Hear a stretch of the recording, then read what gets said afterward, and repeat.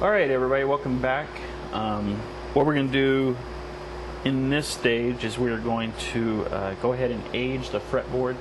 This is probably it's probably one of the most difficult things to relic and to make it look realistic. So what we're going to do is we're going to try to do everything we can to try to make it as realistic as possible and kind of mimic that playing that someone would do. So if you remember when I took the guitar apart, we've already taken all the hardware off. Well, we need to make marks for our strings. So what I've done is I've just taken a lock here, or one of these gadgets for putting screws in the wall, and I've just tied some picture wire to it. And what we're going to do is we're going to take this, we're going to take the end of the wire, and we're going to slip it up through one of the peg holes like this, so that we'll have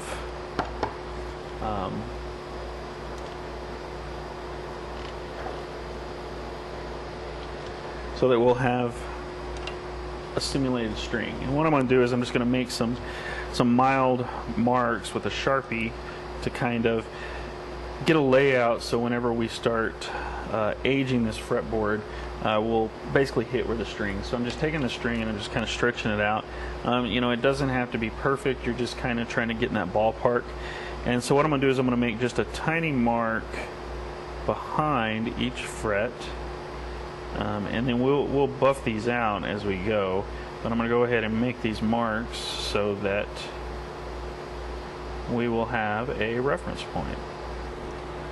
And I'm not going to go all the way up the fretboard. I'm just going to kind of move across. So there's that one. And then we'll hit here.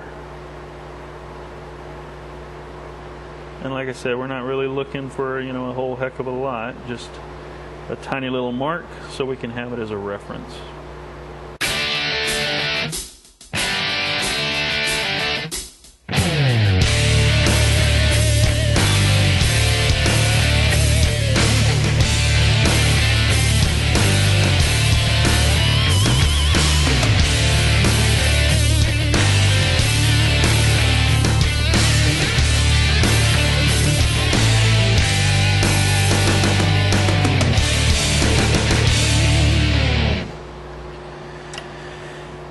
Okay, and that should about do it. I'll show you what we got here.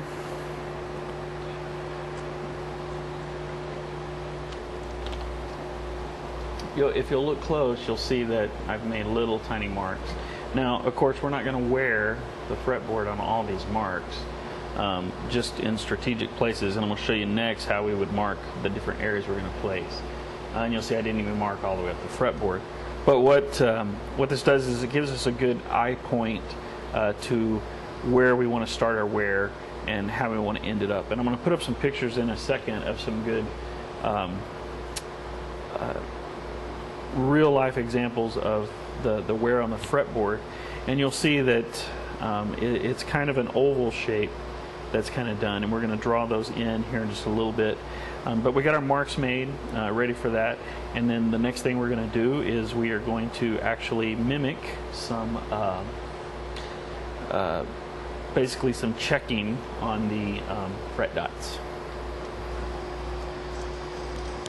Alright, now that we got our fretboard marked with the strings, what we're going to do is we're going to select the different areas that we're going to age, and we're going to introduce the wear to. So for me, you know, I have a different style of playing that I play. You know, everybody has their own individual styles of music that they play. So what I'm going to do is I'm actually going to put on here some of the chords and just make them on the fretboard as you would play it. So, you know, I play a lot of chords where I would play like a G chord about like this. So what I'm going to do is I'm just going to mark that finger placement right there, and then I'm just going to take my Sharpie and I'm just going to make some tiny vertical lines kind of around my finger where I would play those marks, and those will be where we're going to do our wear.